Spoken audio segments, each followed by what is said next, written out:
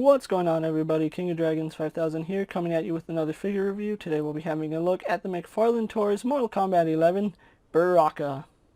And so here we have Baraka posed and out of the packaging. Before we take a look at the figure, let's actually run through his accessories really fast.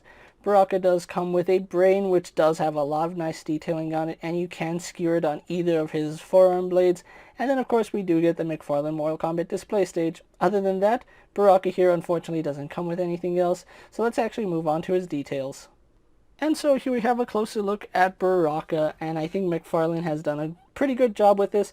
Now, he does suffer from the prototype looking much better than the actual figure.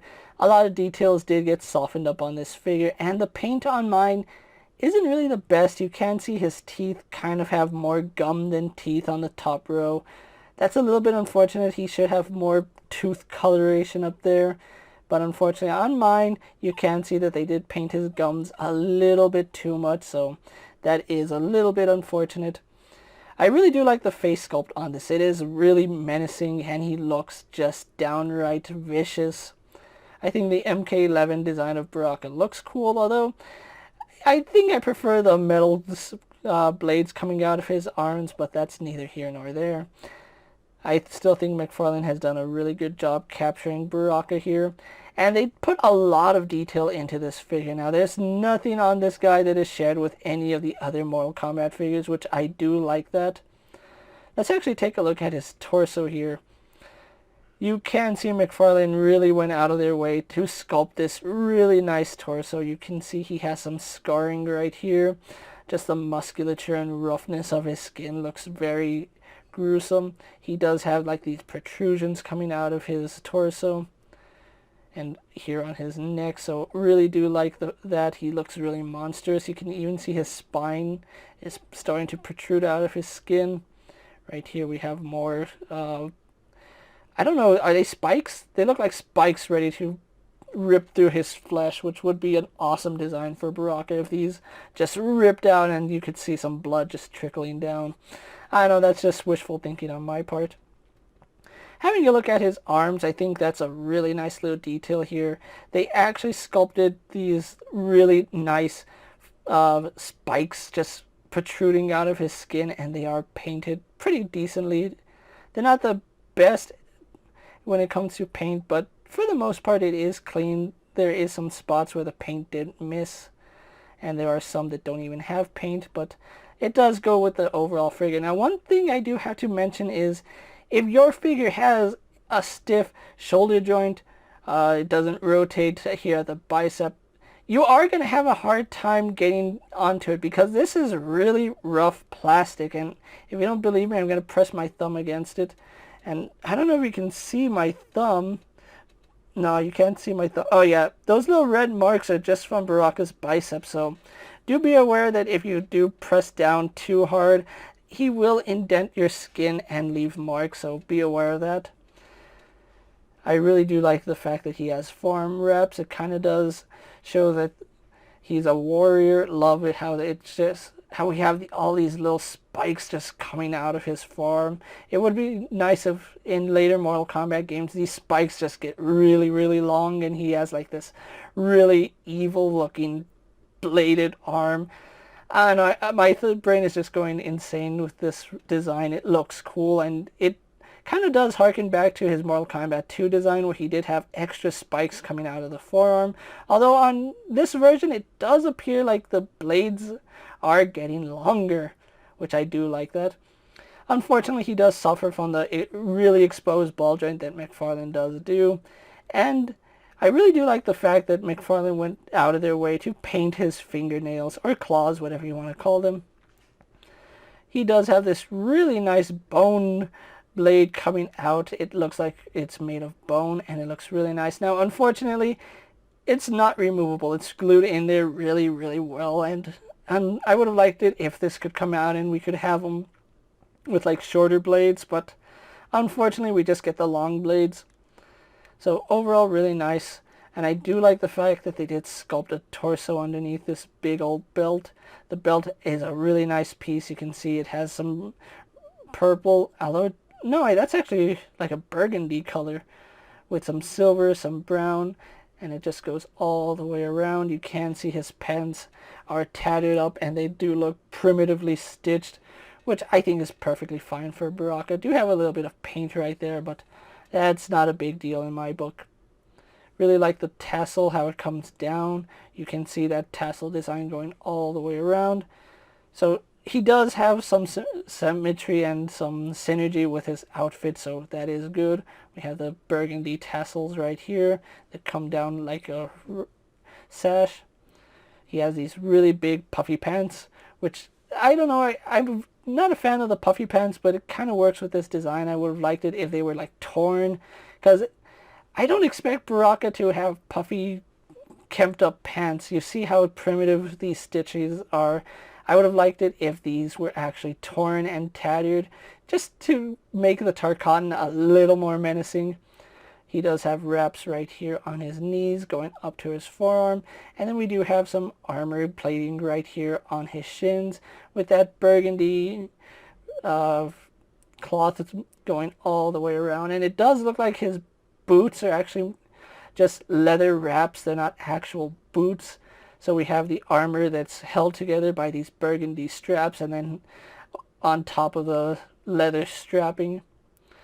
And it does appear like he is wearing some type of sandal. As you can see, it is different from the sole and the actual wrap, but it does work for Baraka. His toes are exposed, and they did paint his toenails really nicely, although this toe seems gross compared to this one. I think that's what they were going for. So overall, Baraka here has a lot of nice detail, and I do really like that.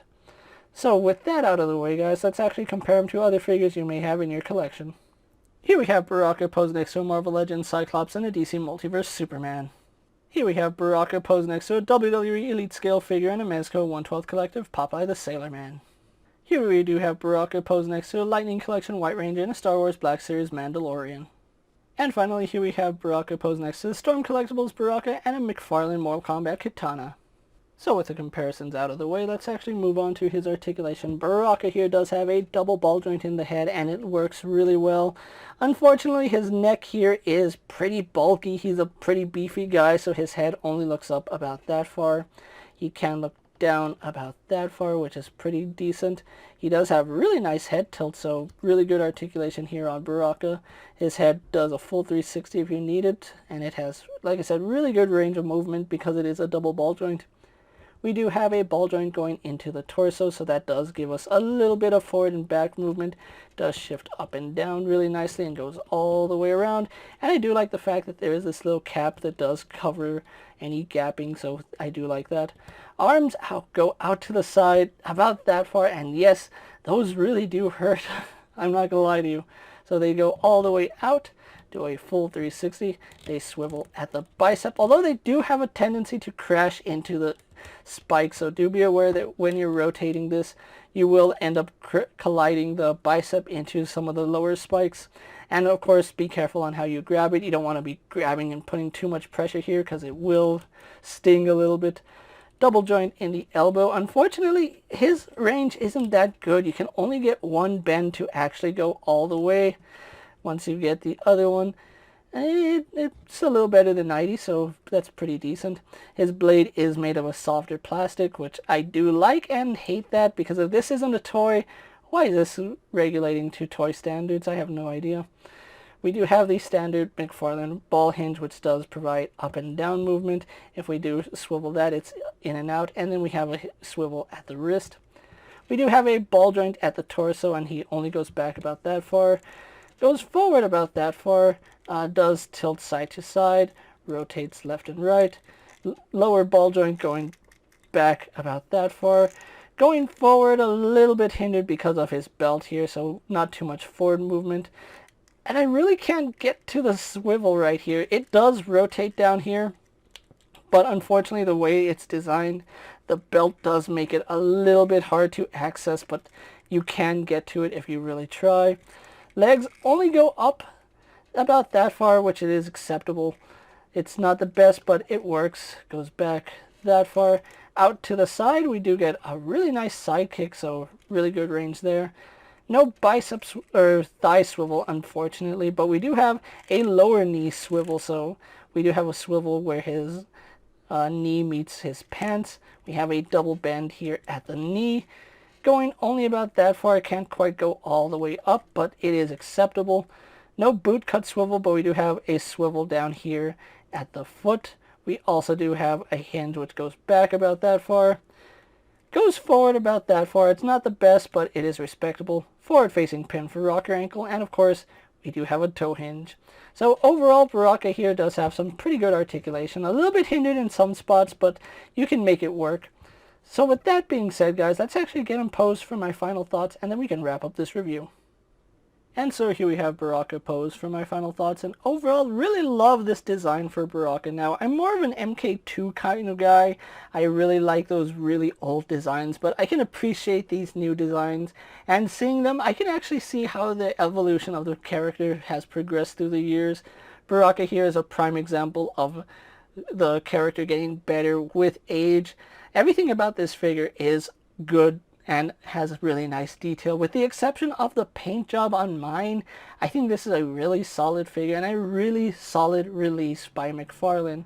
Now, he does have some parts of articulation that are hindered, specifically his torso, and that big bulky belt does make it a little hard to access some of his articulation. But you can work around it, which is one thing I really do like about figures with multiple points of articulation, is if you can't strike a pose, you can either have a workaround, or you can find something that's close enough to what you were doing. Baraka here does come with only one accessory, which is the brain. I would have loved to see the alternate head that Mcfarlane originally planned to have this guy with.